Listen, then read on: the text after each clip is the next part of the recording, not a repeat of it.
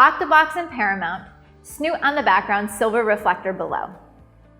For this lighting setup, my main light is a 3-foot Octabox centered above my subject's face in Paramount lighting position. So that's why you'll see the nice centered shadows underneath the nose and underneath the jaw. Then, to separate my subject out from the background, I've taken my second light and turned it into a background light. But if I'm using just a bare bulb, what will happen is that the light is going to spread everywhere. It'll evenly light that background, and I want a little bit more control, a little bit more depth to the background. So what we've done is we've taken a piece of cinefoil and we've rolled it up so that it makes something kind of like a snoot. And so this cone, what I can then do is I can have the opening be larger or smaller so that I can focus or narrow the beam of light on the background. So right now, what I've done is I've created a circle that fits roughly behind her head and radiates out. So again, it creates more interest, more depth to the background. And then lastly, I'm adding a silver reflector to create clamshell light for my subject. But I'm having her hold the reflector really low so it doesn't totally fill in the shadows, and instead just puts a little bit of sparkle of light to her eyes.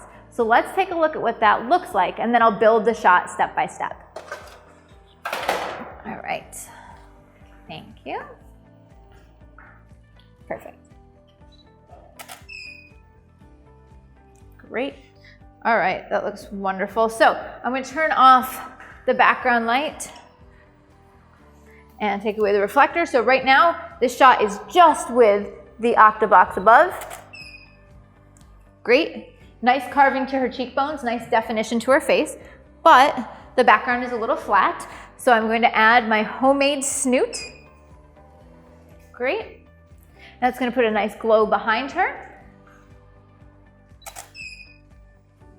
Perfect. And then finally, the silver reflector low, just for a little bit of kick to the eyes. Gorgeous.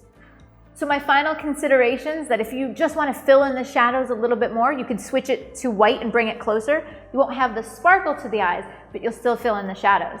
And if you don't want so much light on the background, you'd like to have it be maybe a tighter circle, you can close the circle on the end of the cinefoil. Now you can buy other pieces of gear if you want to have more control over the highlight on the background. You could use something called a snoot. You can actually buy a snoot, or you could use grids. But in this case, I wanted to make sure you didn't need to buy any other tools, so we've done it and made it ourselves with a piece of cinefoil.